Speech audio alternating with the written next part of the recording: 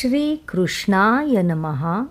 ये तु सर्वाणि कर्माणि मयि सन्न्यस्य मत्पराः अनन्येनैव योगेन मां ध्यायन्त उपासते।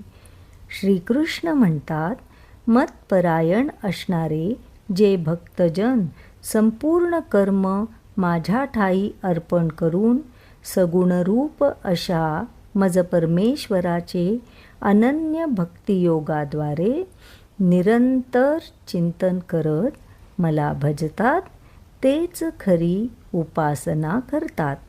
किती सुंदर बोलत आहेत श्रीकृष्ण. ते म्हणतात, कर्म सोडू नकोस, पण ते माझ्यावर सोपव. कर्मयोग आणि भक्तियोगाचा सुंदर संगम हा श्लोक सांगत आहे. तू स्वयंपाक कर, सेवा कर, नोकरी कर, पण अंतःकरणात नेहमी हे म्हण, हेही तुझंच काम आहे. देवा, मी तुझा निमित्त मात्र आहे. मयि सन्न्यस्य म्हणजे मनातला अहंकार विसर्जन करणं. मी केलं असं न म्हणणं, तर तो माझ्याकडून करून घेतोय असं जाणणं. असे केल्याने कर्मबंधन राहत नाही, ते भजन बनतं. मन करते राहत नाही, साक्षी बनते. अनन्य योगेन म्हणजे दुसऱ्या कुठल्याही वस्तूत न गुंतलेली निष्ठा.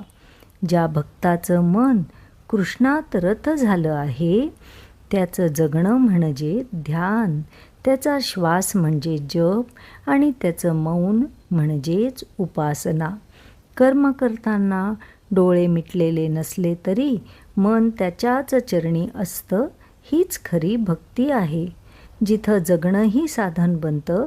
भगवंत म्हणतात, अर्जुना, जो अशा भक्तीने मला भजतो, मी त्याच्या हृदयात वसतो आणि तो माझ्यात. कर्म माझं नाही, ते तुझं. फळ माझं नाही, ते तुझं. जीवन माझं नाही, ते तुझं. श्रीकृष्ण शरणम मम.